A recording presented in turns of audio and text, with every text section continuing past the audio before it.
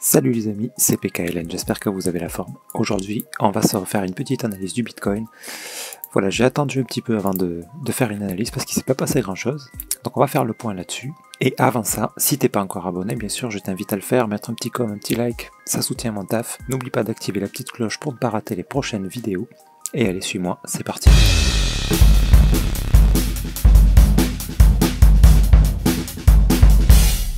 Bitcoin. Je rappelle le scénario, on va dire daily, plutôt long terme, enfin moyen terme. Ici, on attend deux possibilités. Soit ici, un expanding, d'accord, on a cassé le dernier plus haut, on a cassé le dernier plus bas, et c'est possible que ça vienne là-haut. C'est possible, mais c'est pas le plus probable. En tout cas, c'est une possibilité, donc on va essayer de ne pas la rater si c'est ça qui se passe. Donc il y a soit ça, soit ici, en fait, on est sur un grand mouvement A pour une correction de l'immense impulsion. Voilà, de cette immense impulsion-là, hop. Et donc là, on arriverait sur une correction comme ceci.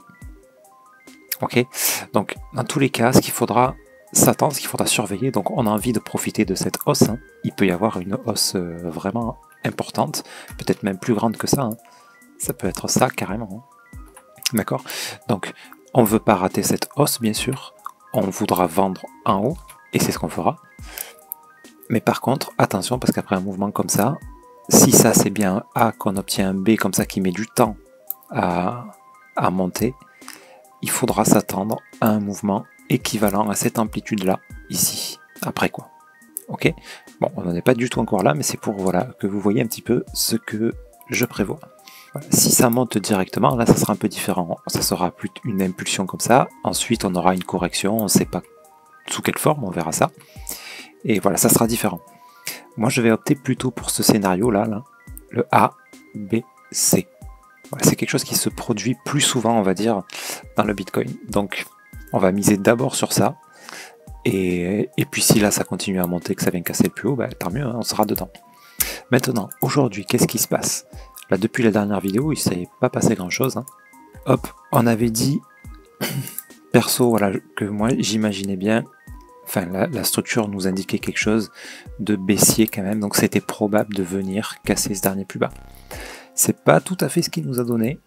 Voilà, il y avait la possibilité d'un running, pareil, on l'a pas obtenu. On n'a pour l'instant rien obtenu, donc voilà, il traîne, on attend de voir. Donc, au plus il traîne longtemps, parce que là, on a quand même une impulsion haussière. S'il fait ça, là, qui continue comme ça pendant longtemps, là, ça sera bon signe. Et ça sera plutôt de la hausse. Tout dépend de combien ça va durer, tout ça. Pour l'instant, on n'en sait rien. La seule indication qu'on a, c'est ça. Impulsion baissière, correction. Donc là, à quoi je m'attends? À ça. Il peut descendre plus bas et peut-être qu'il validera ce qu'on avait dit, de venir casser ce plus bas. Pas sûr. Pas sûr du tout. S'il traîne comme ça pendant longtemps, ça sera plutôt pour de l'achat, donc pour une hausse. Ok, pour l'instant, ben on peut que attendre en fait. Enfin là, on voit qu'il y a un signal de baisse, donc on n'achète pas maintenant, pas pour du trading, pour de l'investissement, oui, puisqu'on est à un très bon prix. Moi, chaque fois que je peux, je n'achète un petit peu. Pour ma part, investissement, mais un trading, là, je prends rien. Éventuellement, le setup de vente, mais l'espérance de gain, là, c'est jusqu'à ce plus bas. Après, le reste, c'est de la chance si on va plus bas, donc voilà, c'est trop minime, je prends pas de risque pour des petits trades comme ça. Sinon, il faudra mettre des gros leviers, et comme on est quand même tout en bas de la structure, c'est probable qu'à un moment donné, ça va se retourner pour monter. Et à ce moment-là, j'ai pas envie d'avoir pris un trade à la baisse. Hein. Donc voilà, moi je prends pas des risques comme ça.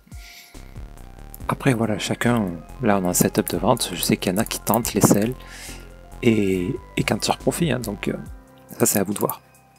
Voilà, donc là pour moi, la meilleure décision pour l'instant, ça reste encore d'attendre pour du trading. Okay, et pour ce qui est de l'investissement, au plus ça dure, au mieux c'est, parce que moi, à chaque fois que je peux, hop, j'en rajoute un petit peu, je rajoute un petit peu. Et et je garde un peu d'argent, bien sûr, que si ça vient casser le plus bas, que ça vient encore plus bas, ben là, j'aurai encore un peu de liquidité pour acheter. Ok les amis, voilà pour les news. Donc je reviendrai avec des analyses, on va dire, un peu plus fréquentes quand ça bougera un petit peu plus. Là pour l'instant on stagne dans cette zone là, et au plus ça dure longtemps, au mieux c'est pour de l'achat, mais voilà, là pour l'instant c'est un peu tôt encore pour l'affirmer. La seule chose là, c'est comme je vous dis, setup de vente ici, donc on attend au moins ça. Peut-être pour après encore une hausse. Voilà, idéalement là, il faudrait que ça fasse ça là. Et que ça traîne, que ça traîne, que ça vienne presque jusqu'au plus bas, sans le casser.